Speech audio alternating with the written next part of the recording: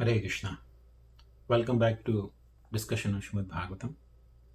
Today we shall be discussing the 9th verse from the first chapter of the first canto of Bhagavatam. Om Ajnanathmirandasya Gyananjana Chalakaya Chakshurun Militam Yena Tasmai Shri Gurave Namaha Vancha Kalpatarubhyascha Kripa Sindhubhya Evacha Patitanam Pavanebhyo Vaishnavebhyo Namo Namaha Shri Krishna Chaitanya Prabhu Nityananda Shri Advaita Gadadhar Shri Vasadi Gaura Bhakta Vrinda Hare Krishna Krishna Krishna Hare Hare Hare Rama Rama Rama Hare Hare. So the text 9th is tatra tatrāñjasāyuṣman bhavatā yad viniścitam puṁsām ekāntataḥ śreyas tanna śaṁsitum arhasi. Translation: Please therefore, being blessed with many ears, explain to us in an easily understandable way what you have ascertained to be the absolute and ultimate good for the people in general. So here we see the first question being asked by the sages of Naimisharanya, which is in relationship to the well-being of people in general. We will see the sages of Naimisharanya asked several questions, total 6 questions in number, to Sūta Gosvāmī. An entire Srimad Bhagavatam is spoken in response to these 6 questions. So this is the very first question they are asking. Their question is in relationship to the well-being of people in general. So they are asking Sūta Gosvāmī that, please, you ascertain what is the absolute truth, or not absolute and ultimate good for people in general. So this is their first question. Now, people or the sages of Naimisharanya, they could foresee how people in Kali Yuga will have so many disadvantages. In fact, from verse 10 onwards, they are describing the disadvantages people have in the age of Kali. So, foreseeing the incompetencies of people in general in the age of Kali, the sages are requesting Sūta Gosvāmī to give summary of all the revealed scriptures, because the people in this age of Kali, they are condemned in every respect, in terms of lifespan, in terms of intelligence, in terms of being misguided. There are so many, the descriptions will come in the forthcoming verses. So people have so many disadvantages in this age of Kali. So they are asking, you please describe to us what is the absolute good for people in general. Sages of Naimisharanya are not interested in inquiring about the material well-being, how people can have better eating arrangement or sleeping arrangement, how they can enhance their sex life. No, they are not interested in any of those things.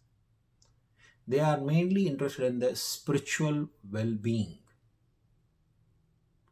because spiritual well-being is automatically followed by material well-being.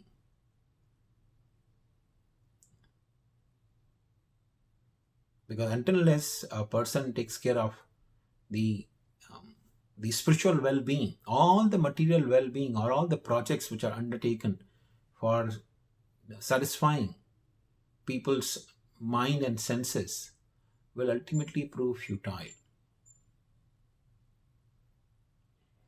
Because the real welfare is the spiritual welfare. And therefore Vaishnava ācāryas, they give directions in spiritual well-being for people in general.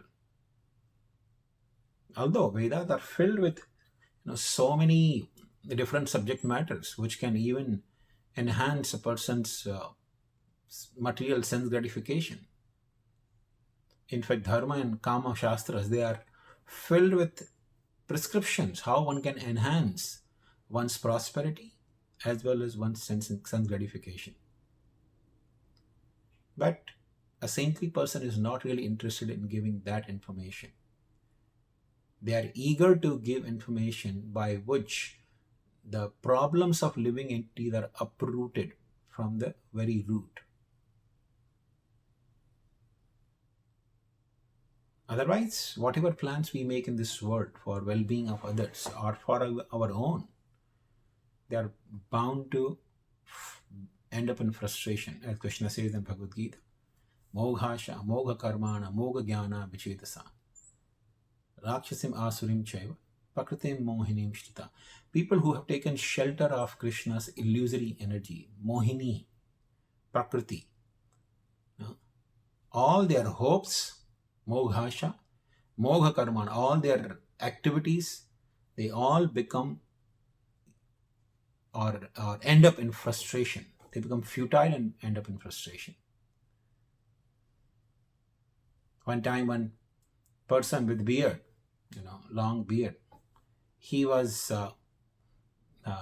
walking under a tree and he saw one ant fell from the tree on his beard. It was a thick black ant.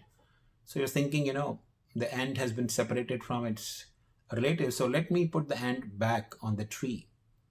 So he went near the tree and he put his beard in the tree so that the ant will crawl to the tree and go back. But instead of that ant going from his beard to the tree, many ants from the tree came into his beard and they started biting him. So he was thinking, I will do welfare to this ant, but in return so many ants came in and started biting him, and because so much inconvenience, he ended up in killing all of them. This is exactly how it happens in this world. Long ago, there was, many years ago, I had heard some court case when initially they had introduced the epidurals, especially for the ladies to have a painless delivery. So when it was introduced initially, it was done with the intention that the woman don't experience any pain during the delivery of the child. It's a very painful process, but this epidural can actually make the delivery very seemingly painless. So they had created this epidural, and the woman, when she took this, for some reason the child developed some disease, and she filed the lawsuit against the company. And the company was obliged to pay them a huge chunk of money. So the company, or the research that was done, mainly to create some facility for women to have the painless delivery.